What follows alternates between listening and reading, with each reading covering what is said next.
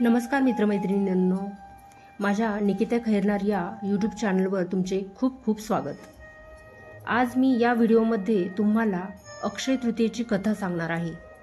अक्षय तृतीया हा 3.5 शुभमुहूर्तांपैकी एक शुभमुहूर्त।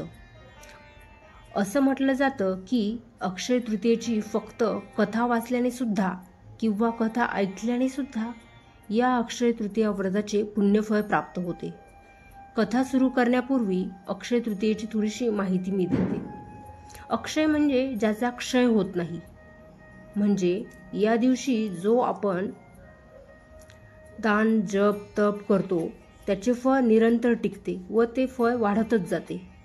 ते फळ कधीही कालवश होत नाही। म्हणून या दिवशी शक्य तितकं जप तप दान धर्म पूजा अर्चना होम हवन करावेत। अक्षय तृतीया हा देवी लक्ष्मी व श्री विष्णूंचा दिवस असल्याने या दिवशी लक्ष्मी व श्री विष्णू नारायणाचे एकत्रित पूजन करावे। श्री विष्णूला पिवळे तांदूळ पिवळी फुले मिठाई अर्पण करावी। तसेच लक्ष्मीला लाल फुले धूप दीप दाखवून पूजन करावे। ऋतुमानानुसार उपलब्ध असलेली फळे जसे आंबा कैरी चिंच इत्यादी वस्तूंचा नैवेद्य दाखवावा। महाराष्ट्रात भरपूर ठिकाणी या दिवशी मातीच्या घागरी पाण्याने भरून पूजल्या जातात। आपले पितर तृप्त व्हावेत, त्यांची आपल्या हातून सेवा व्हावी यासाठी केळी व कराची पूजा केली जाते। भगवंताकडे भरपूर पाऊस पडून जमीन सुजलाम सुफलाम व्हावी यासाठी प्रार्थना देखील केली जाते। या दिवशी नवीन वस्तूंची खरेदी देखील केली जाते। त्यातल्या त्यात सोन्याची खरेदी तर खूप शुभ मानली जाते। अक्षय तृतीयेची कथा ऐकल्याने किंवा वाचल्याने आपल्याला अक्षय पुण्याची प्राप्ती होते। या कथेचे पुराणांमध्येही महत्त्व आहे। जे लोक मनोभावे व श्रद्धापूर्वक अक्षय तृतीयेच्या कथेचे श्रवण करून भगवंताचे पूजन करतात त्यांना भगवंताचा आशीर्वाद प्राप्त होतो व त्यांच्या जीवनात धनसंपदा समाधान प्राप्त होते। चला तर मित्रमैत्रिणींनो, मनोभावे व श्रद्धापूर्वक सुरुवात करूया अक्षय तृतीयेच्या कथेला। ही एक खूप प्राचीन कथा आहे। एका गावात एक धर्मराज नावाचा व्यक्ती राहत होता। धर्मराज हा खूप गरीब व निर्धन होता। तो इतका गरीब होता तेव्हा कुटुंबाचा उदरनिर्वाह कसा करावा हा प्रश्न त्याच्या पुढे नेहमी भेडसावत असे। कुटुंब मोठे असल्याने त्याला जास्तच अडचण येत असे। असंच एकदा अक्षय तृतीयेचा सण जवळ आला। त्यावेळी धर्मराजने निश्चय केला, यावेळी मी अक्षय तृतीयेचे पूजन दान धर्म सर्व काही करेल। त्यासाठी त्याने थोडे थोडे पैसे बाजूला टाकले। अक्षय तृतीयेच्या दिवशी तो पहाटेच उठून गंगा स्नानाला निघून गेला।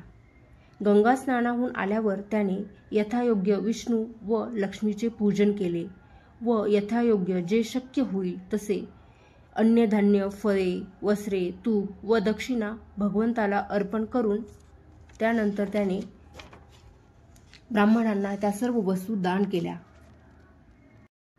घरातील व्यक्तींनी बघितले की धर्मराज इतक्या वस्तू दान करत आहे, तेव्हा घरातील व्यक्तींनी धर्मराजला अडवण्याचा प्रयत्न केला।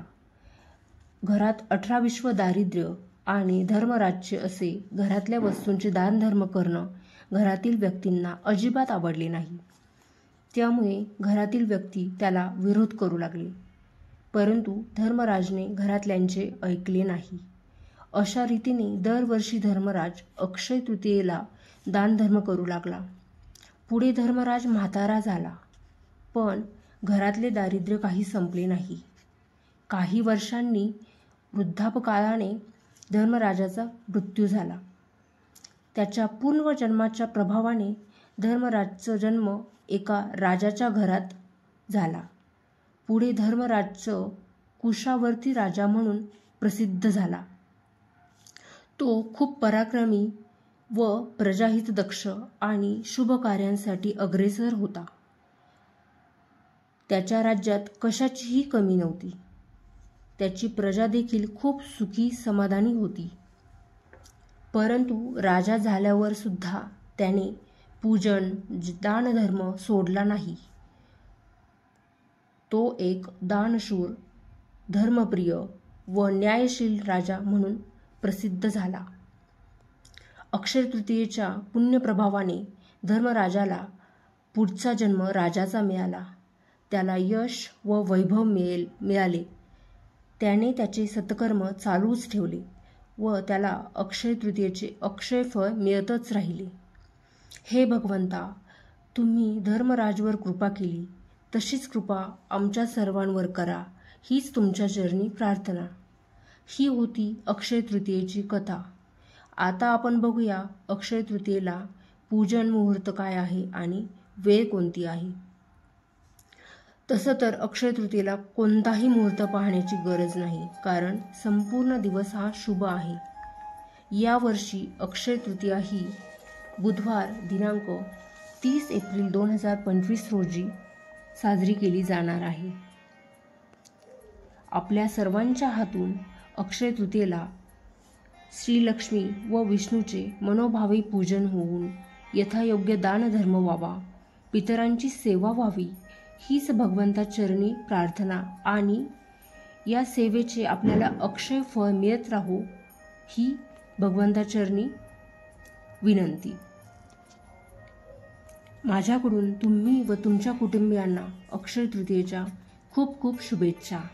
तुमचा दिवस शुभ जावो. मंडळी, अशाच माहितीपूरक व्हिडिओसाठी जर चॅनलवर नवीन असाल तर चॅनलला नक्की सबस्क्राईब करा आणि हा व्हिडिओ आवडला असल्यास लाईक, कमेंट आणि शेअर करा. धन्यवाद.